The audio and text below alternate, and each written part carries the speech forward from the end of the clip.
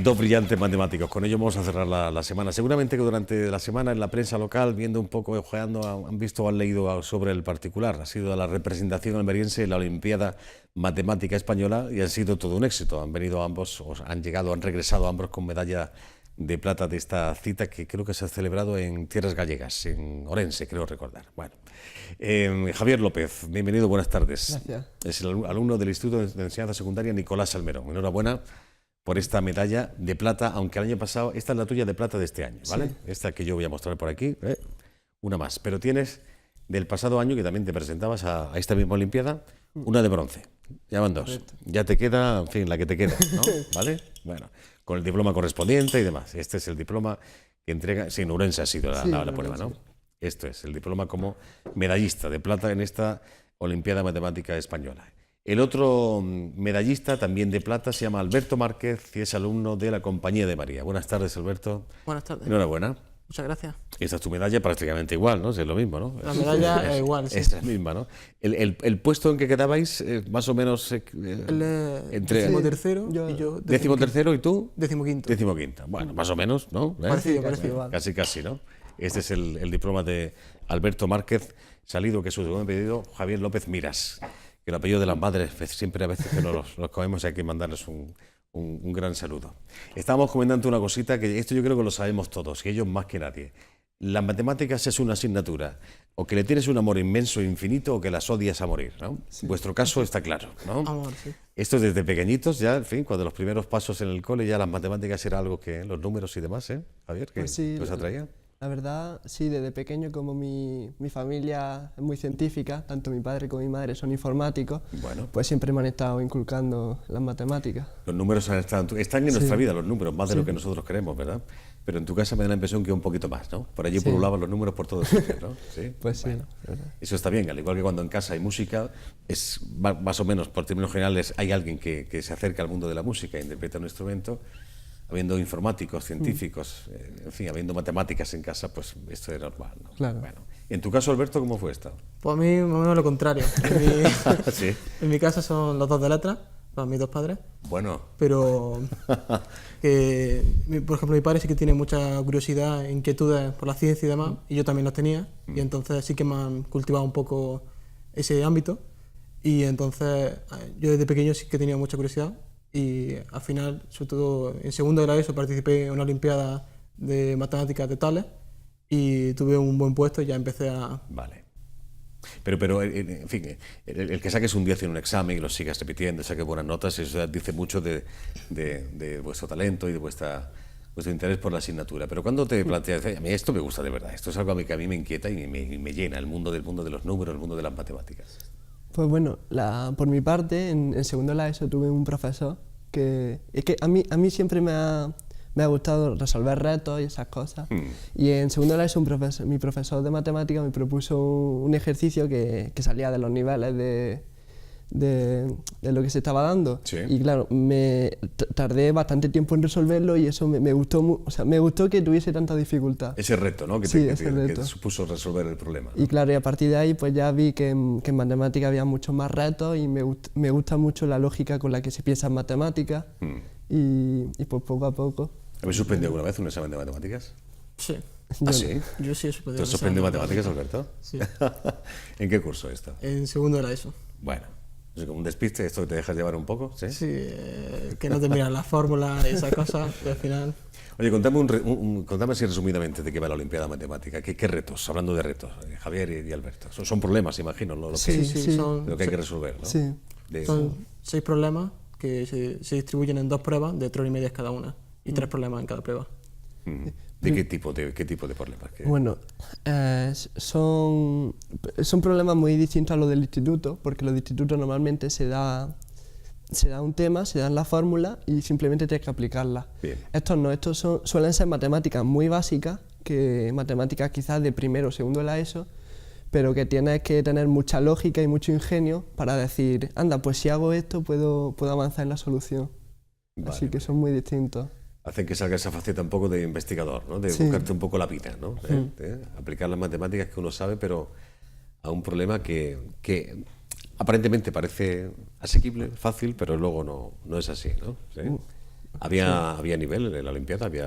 Sí, ¿no? había Imagino. mucho nivel. Había mucho nivel. ¿Quién se ha llevado la medalla de oro? ¿A dónde se ha ido? Pues, Era de... bueno, son 6 lo que Claro. se lleva la medalla de oro y el primero fue de Valencia. Ujú. Bueno, Y los demás de Madrid, de Barcelona. 3 de Barcelona, uno de Madrid y otro de Castilla y León. Verdad. vale. ¿Qué curso hacéis? Segundo bachiller. Segundo bachiller, ¿no? Sí, los dos. Vale. ¿Queréis seguir por este camino? El mundo de Sí. las ciencias, las matemáticas concretamente, ¿sí? ¿Vale? Bueno, yo quiero irme más para la física. La física. Sí, pero también me gusta mucho las matemáticas. Vale. De hecho, en breve, no sé si este mes que está a punto de llegar, la semana que viene, en el mes de abril, te presentas a la Olimpiada de Física, también a nivel nacional. Sí, ¿Sí? sí. Hubo también la fase local en Almería Ujú. y la pasé y a la nacional que es en abril, el 25. ¿Y qué tal? ¿Cómo lo llevas? Bien, pues justo ahora vengo de dar clases dar de clases, física ¿no? para prepararme y a ver qué tal. ¿Cuánto de matemáticas hay en la física, Javier? Pues mucho. La física, sobre todo a estos niveles, simplemente utiliza los conceptos físicos para plantear el problema y ya después todo lo demás son matemáticas. Son calcular y hacer fórmulas para llegar a la solución. ¿Y la física cómo la llevas, Alberto? A mí también me ¿también? gusta mucho, pero yo también me he presentado a la fase local, pero no he sido uno de los 3 seleccionados. He quedado en el octavo lugar. Ujú. Y a mí me gustaría, por ejemplo, estudiar matemáticas Sí. y ya cuando acabe la carrera quizás me planteo estudiar física o un máster que vaya tirando para esos lados. Pero seguir por este camino, ¿no? Física, matemáticas, incluso ambas, si es posible, llevarlas Sí, a la par, ¿no? ¿Sí?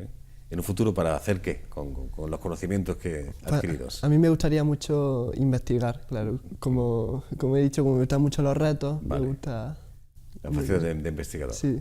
ese ¿La tema de docencia os investigación. atrae? A mí me encanta la Sí, docencia sí. y también me gustaría investigar. En plan, me gustaría ser profesor de universidad y a la vez investigar. Ujú. Bueno, para eso hay que irse de Almería, o aquí en Almería se puede hacer o dar los primeros pasos, de alguna forma. Pues- Bien, Alberto. Por ahora yo creo que está difícil. ¿Difícil? Sí. Sí. Bueno, el único paso es meterte en la universidad de profesor. Entonces ya de ahí sí puedes saltar más a la investigación. Bueno, cabe recordar que el próximo año 2020, o sea, el próximo año, el año que viene, se celebra la fase final de la Olimpiada Matemática Española, se celebra aquí en la Universidad de Almería, ¿no? Sí. Sí. Bueno, ¿qué os dijo Enrique de Amo? Pues la verdad es que estaba muy contento. Profesor, bien, ¿no? Sí, Sí. sí. De hecho nos invitó y todo a pasarnos por ahí para ver cómo lo estaban haciendo, cómo lo harán los alumnos el año que viene. Y eso. Bueno, contadme el recibimiento, porque esta es otra, ¿no? Cuando lleváis cada uno a vuestros respectivos colegios e institutos, el Instituto de Enseñanza Secundaria Nicolás Almerón, que es donde está Javier, y la Compañía de María, donde cursa Alberto, ¿qué tal? ¿Qué dice el personal? Pues muy orgulloso y Sí. muy contento. Ujú. Bueno, Sí, algo especial, todo. alguna fiesta así especial, un recibimiento así Bueno, por todo lo grande, todo lo alto, ¿qué? Por lo menos a mí todos me reciben con aplausos y de todo. Los profesores cuando me ven me felicitan mucho. Claro. Y la verdad, Bueno, muy bien. ¿hasta qué punto, esto lo hemos comentado en alguna ocasión con otras asignaturas, pero hasta qué punto, aparte que en vuestro caso o en tu caso, aunque me has dicho que en casa son más de letras que de ciencias, ¿no? Pero hasta qué punto influye que se haya cruzado en la vida de uno un profesor que te acerque la asignatura de una forma, no sé, diferente, ¿no? Esa labor pedagógica que tiene la docencia, ¿no? Sí. Que te hace que la asignatura empieces a quererla, ¿no? No sé si esto os pasó en algún momento de vuestros estudios. Sí, yo creo que influye mucho. Como he dicho, el profesor que tuve en segundo de la ESO me significó mucho para mí y después todos los que he tenido después también han sabido transmitirme ese amor hacia las matemáticas. Bueno, ya lo creo, esto es un amor para toda la vida, me da a mí la impresión, Sí, ¿no? Bueno, pues enhorabuena a los dos, me alegro muchísimo, que vaya muy bien. No sé si hablar contigo dentro de unos cuantos... ¿Cuándo es la fecha? La fecha de la El Olimpiada? 25 de abril. 25 de abril, la Olimpiada Física, la de Física a nivel nacional, ¿no? Bueno, a ver Pues qué sería pasa. buena señal. Bueno, te traes otra medalla, ¿vale, Javier? Gracias a los dos por la Perfecto. visita. Que vaya bien, hasta la próxima. Gracias. Gracias. Juan Domínguez, cerramos la semana con otra exposición de las dos que les decía, una fotográfica que ya hemos visto. Esta nos acerca al Museo de Arte de Almería, el Espacio 2, a la sombra del Adonero, arte naif almeriense. De nuevo contigo. Cuéntanos, adelante. A la sombra del aduanero Joaquín, en este caso Arte Knife almeriense, el que se va a presentar esta tarde o se va a inaugurar hoy, como decíamos, en este Museo de Arte de Almería en su espacio 2. Juan Manuel, muy buenas tardes. Buenas tardes. Es una exposición que la veo muy original, ¿no? Sí, el arte naif es muy original. Muy original dentro de su ingenuidad, dentro de que son pintores que no tienen nada que ver con el mundo académico, pero que tienen una gracia, tienen un algo muy especial.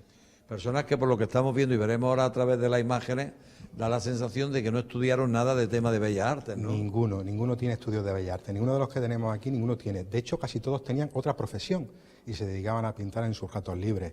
Y lo que hacían normalmente era, a través de lo que les salía de dentro, pintar lo que ellos creían que era la realidad. Por eso muchas veces una realidad distorsionada, una realidad inventada, una realidad que realmente no es real, aunque para ellos sí lo es. Hay que pensar que el pintor naif suele ser un ser con una candidez, con un mundo interior muy interesante, que realmente es lo que hace que tengan esta importancia y que cuando vemos su pintura, pues no podamos confundirla con una pintura mala o con una pintura mal ejecutada.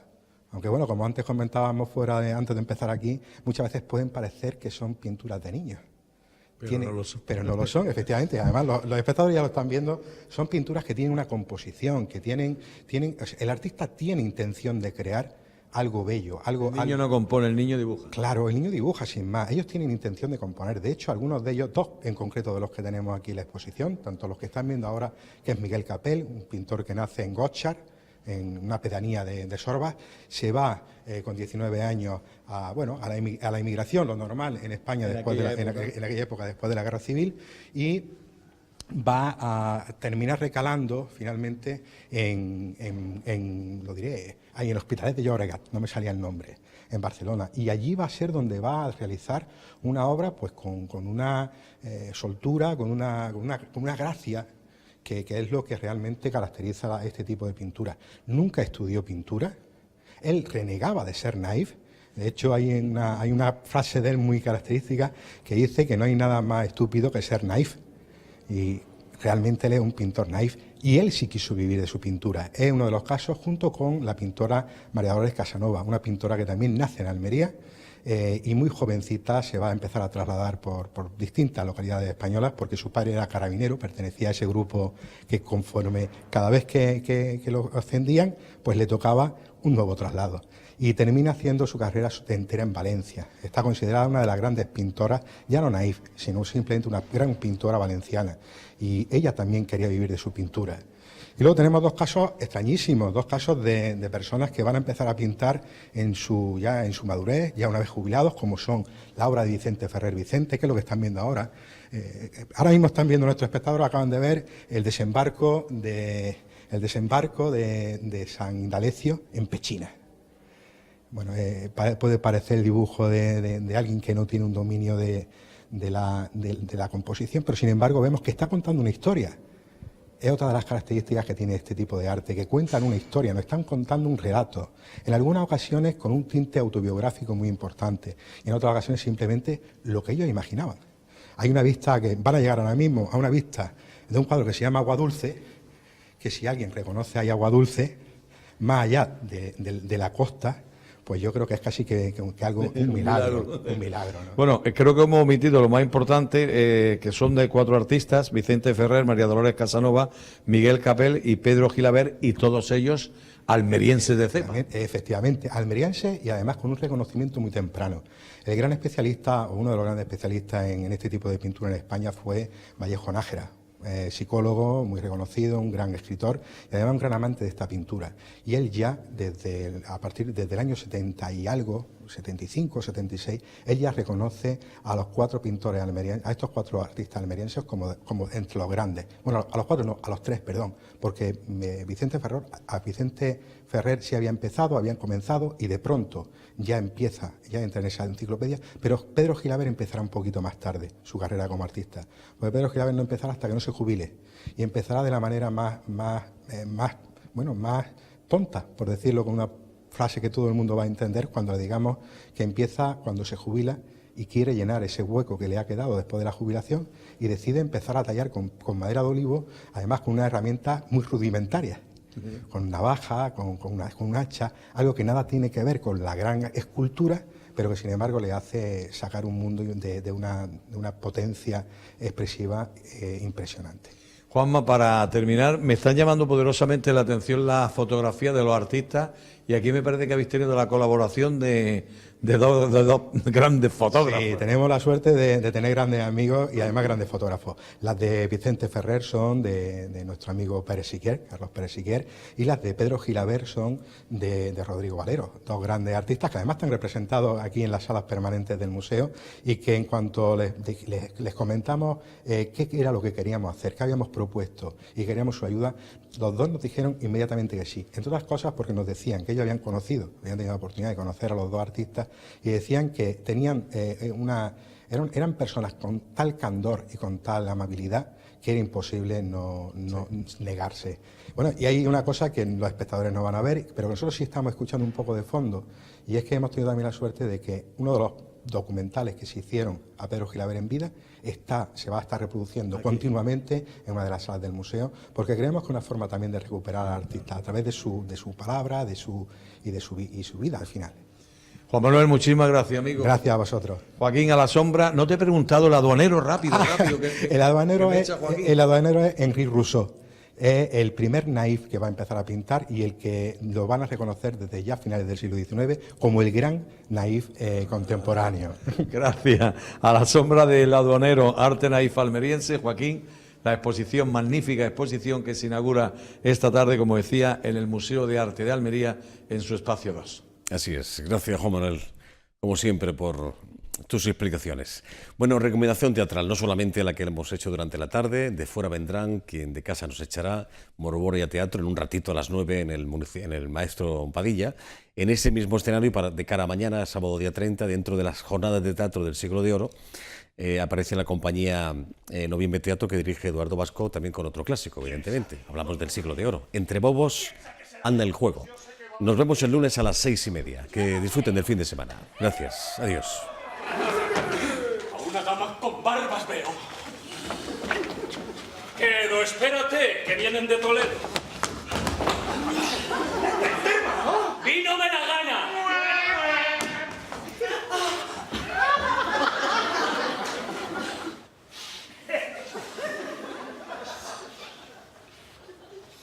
¿Qué os parece la fachada? Primo mío, hablad. Que es buena. Ya me conoció don Pedro porque son los ojos lenguas. ¿A ti qué te ha parecido, doña Alfonsa? Que es muy fea. Hágala del mismo modo como si yo mismo fuera. Lo requiebra con mi voz. Respondedle como si a mí fuera. Surgió la nave del puerto. Halló el piloto de estrella. Dio el arroyo con la rosa y el arco tras la tormenta. ¡Aprieta la mano, Pedro! ¡Que esto es poco, apura! ¡Llega! Como a mi esposo, es fuerza querer. Seré dichoso. Está mal, que no es vuestra. ¡No es sino mía! Y es muy grande desvergüenza que os toméis la mano vos sin darme la vida, iglesia. Entre bobos anda el juego, esto no verás tan ciego. No tengas desasosiego, que entre bobos anda el juego. Y yo, que aborrezco a don Luis, digo. Pues yo solo os quiero a vos.